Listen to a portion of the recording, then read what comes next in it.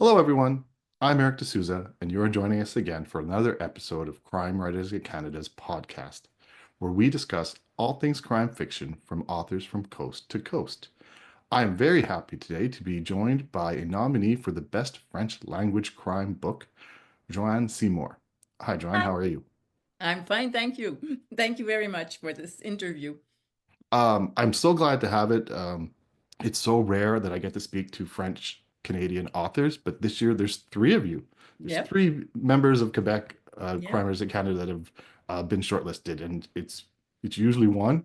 So I'm so happy that it's three. You're actually making me a little homesick. Oh, Well, let's start with the bio. Johanne Seymour is a French Quebec actress, writer, director, and novelist. She started her career as an actress on stage, TV, and films before she switched to directing plays and writing for the popular comedy stage act, Jacques et Normand.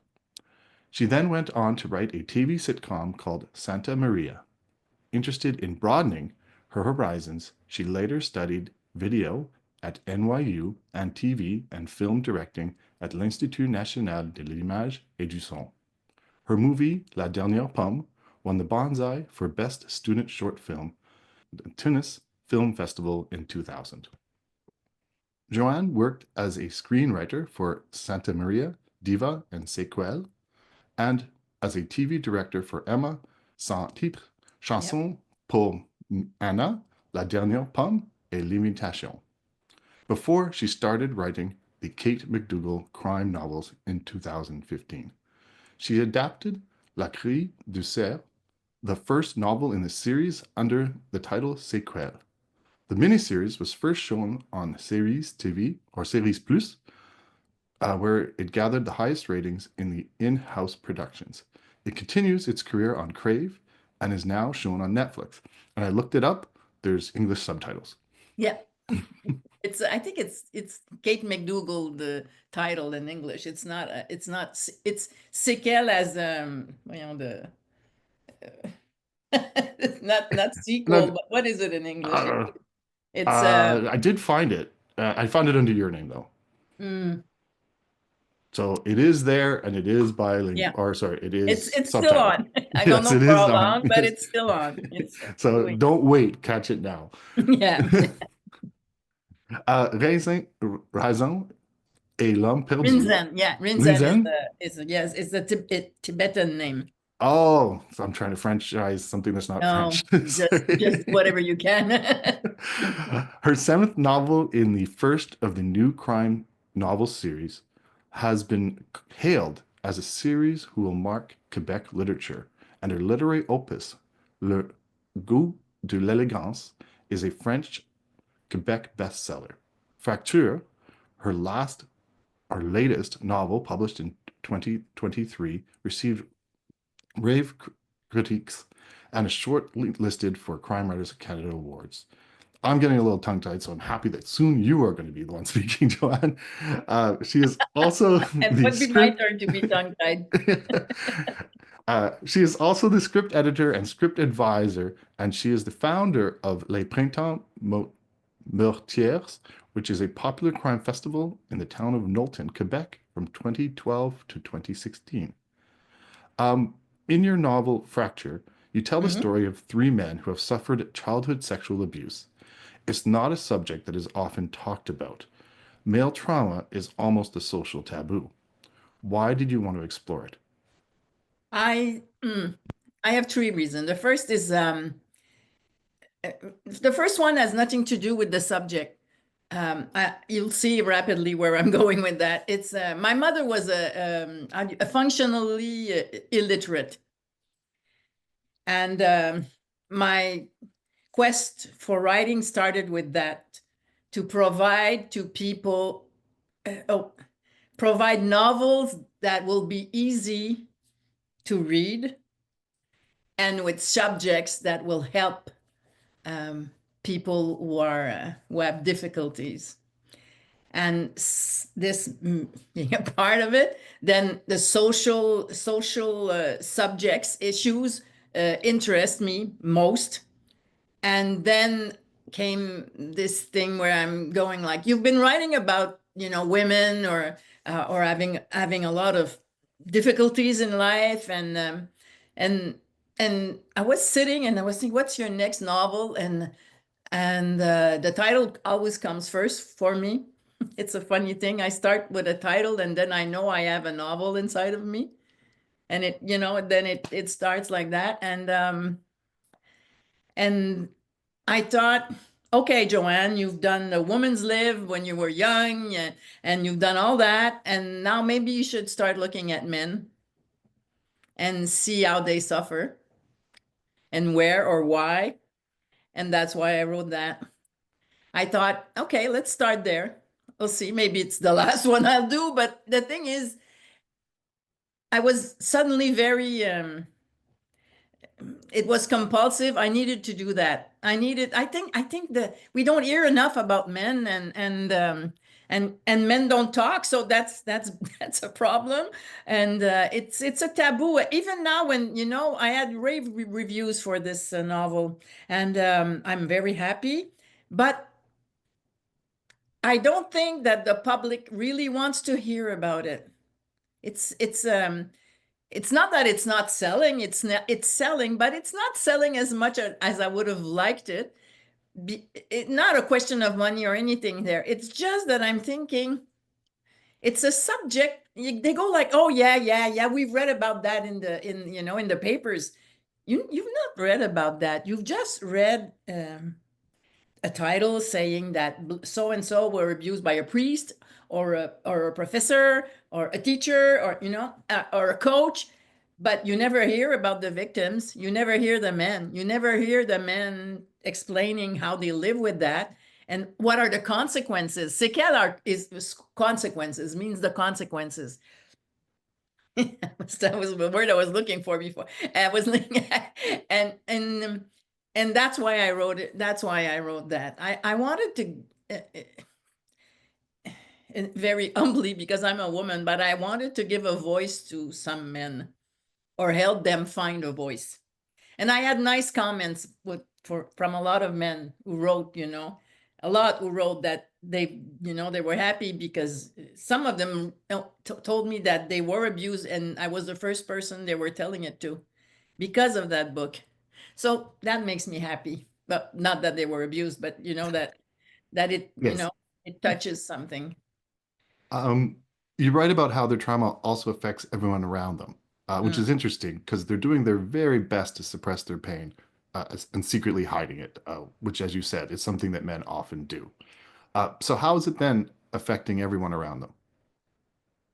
Well, I think they're 40, they're around 40, and it's a turning point for men around there. A lot of them leave their wives for a younger woman.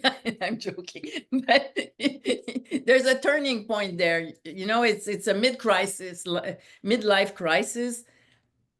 So that's why I wanted to, take them at that age. Also, there's something that happens in the novel that, revives things, but I needed them to start, how do you say, decompensate? I think in psychology, you say in English, decompensate, is that when you hold this thing all your life inside and it's, it's really pushed down, very hard, there's something inside pushing for it to come out. That's the midlife crisis. And that midlife crisis linked with what's going on in the novel makes it that they start to decompensate, which means one of them has been drinking, but he's gonna drink more and more and more. Another one is really a perfect person. He's the example of the perfect father, the perfect teacher, and he becomes violent. It's just that he cannot keep it inside anymore. And the other one has problem. It's a sexual problem. He has a sexual problem. We'll discover that he's becoming an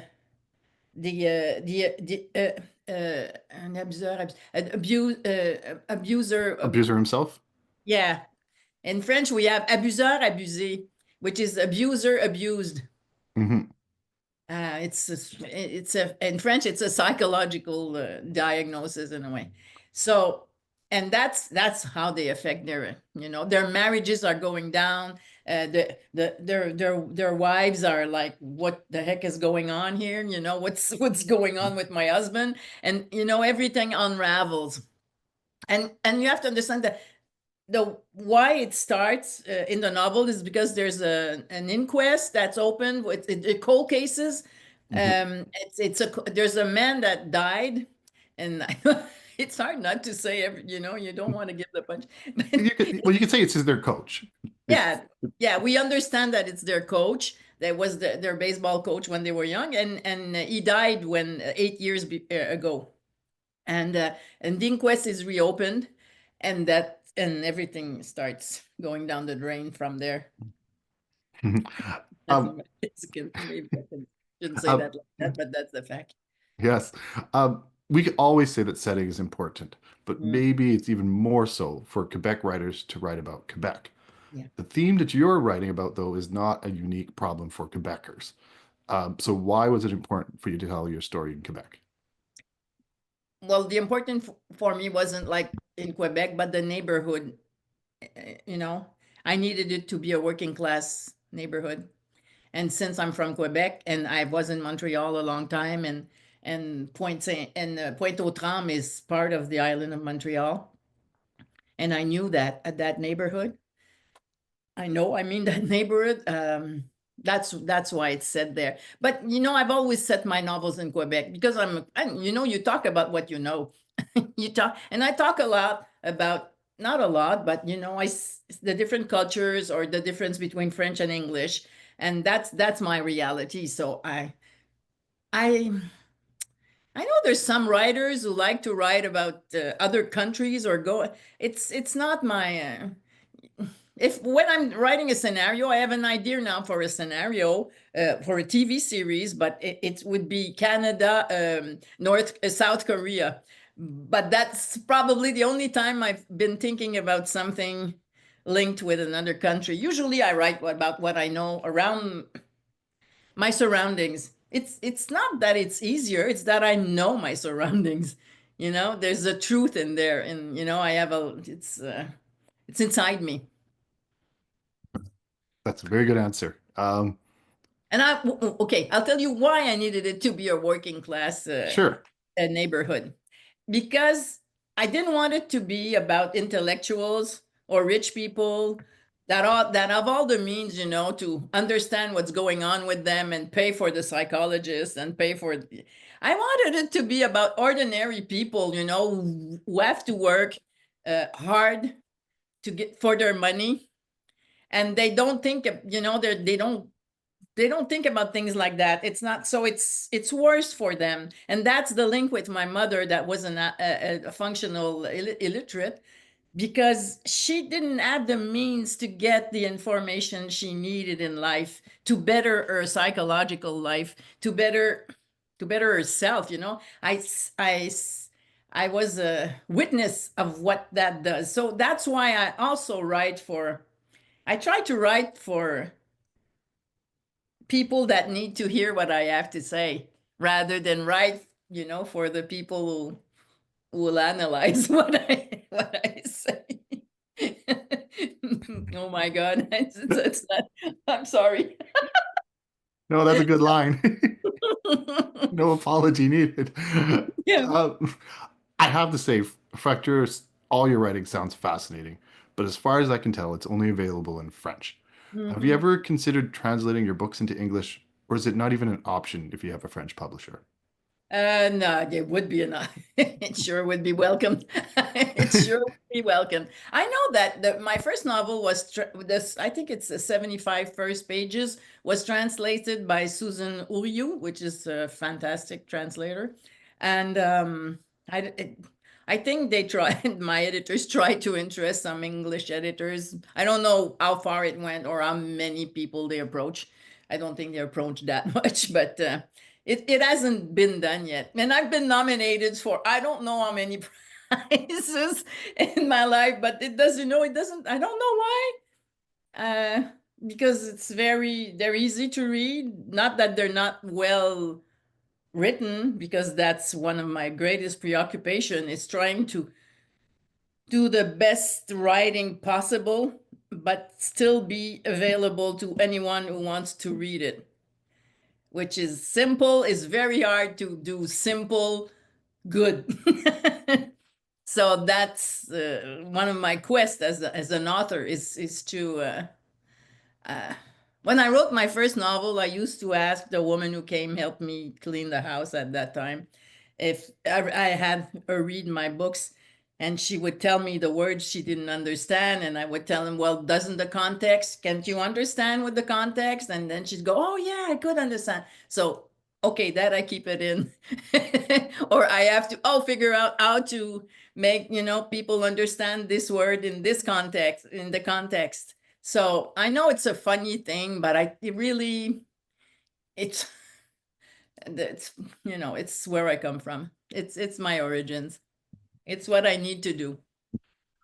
Speaking of your origins, before being a novelist, you were an actress and a screenwriter. Does that experience influence the way you approach writing novels? Oh yes, absolutely. But absolutely, I've never lost the habit of saying scene and not chapter. So my editors always go, yeah, you mean chapters 12? Yeah, chapter 12. Because when I start writing, I write with the eyes of a director. So I go in the room and it's what I'd see with the camera that I describe. I never describe the whole damn thing if I don't need to.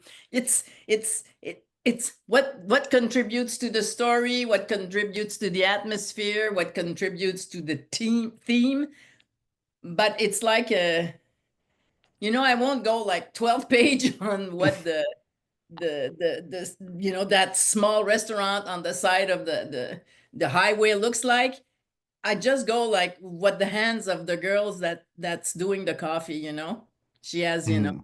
yeah, it's like I work like that, so and for me it's a style, that's what makes me different from probably other writers. It's that thing that I have the camera in my head all the time when I'm writing. It's and also when I go with dialogues, I played and I don't know how many classic plays and so or ordinary Quebec plays, but dialogue is something I like to do, and I did a lot of comedy also. So sometimes it's not it's not a big. I don't write jokes, but it's Lighter. the rhythm is important for me, and it's well, it's important for everybody, I guess. But I always write read out loud everything I write, because I need to see if the rhythm is there, if it's Mm. if the punch is there, if the line gets delivered right. So yeah, no, it contributes. It's sure, because it's seeing, directing is seeing, and being an actress is making characters bring characters to life, and writing is all that. So everything helps me. Everything helps me, and also what's fun about novels, it's that you don't have to care about the money. You can put all the characters you want, and all the venues you want, because money's not an object. So that's really liberty. It's like, playing in a sandbox. I can do everything I want. It's very exciting. True, you're limited by your imagination. That's Yeah. it. Well, thank you so much, Joanne. It was a pleasure talking to you today. It was very nice meeting you. Um, I tell this to all my guests. I don't know who won, so I can sincerely wish you good luck. Thank you.